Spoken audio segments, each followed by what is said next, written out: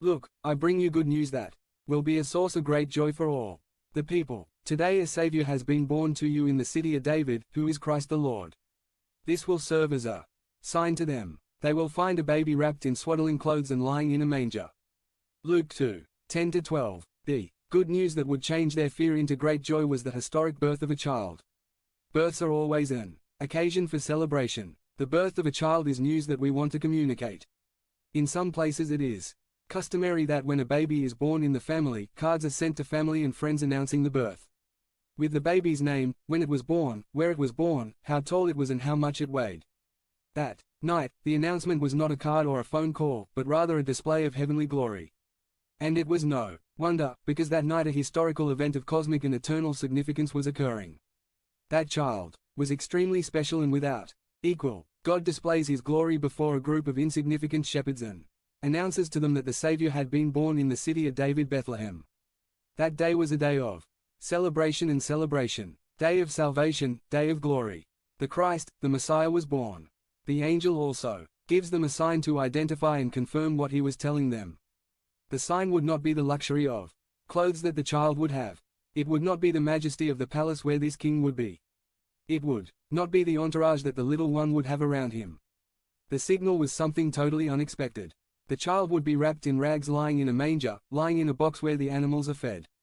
How odd! What a contrast! What a paradox! What unexpected twists! As the Gospel of Matthew 1:23 summarizes it, the virgin will conceive and give birth to a son, and they will call him Emmanuel, which means God with us. This was 696, a special and unparalleled birth. In his announcement it is indicated that the child was born in the city of David, which was Little Bethlehem. And the nature of his mission is described.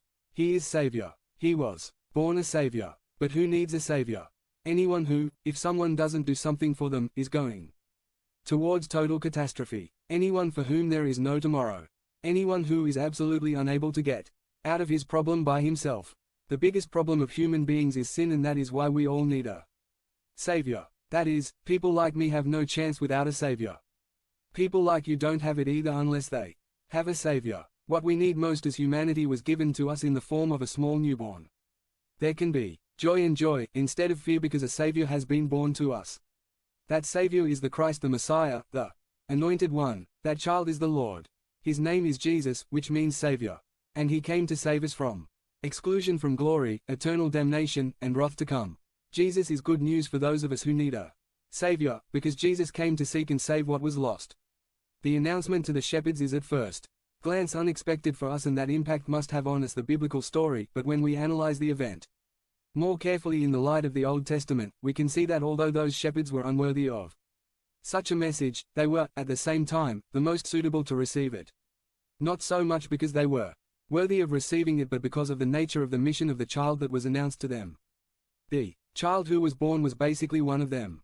He was a shepherd. He was the desired shepherd, prophesied and expected for generations. Let us remember that the child was David's son, that is, he was a descendant of David, and he had been born like David, in that insignificant but so relevant Bethlehem of Judea. Psalm 78:7072 tells us, "He chose his servant David, whom he brought out of the sheepfolds, and removed him from herding the flocks, to be the shepherd of Jacob, his people, the shepherd of Israel, his inheritance." And David shepherded them with a sincere heart. With an expert hand he directed them. Just as David was chosen from among the shepherds to be the shepherd of Israel, so Jesus, the son of David, is announced to the shepherds. Because he would be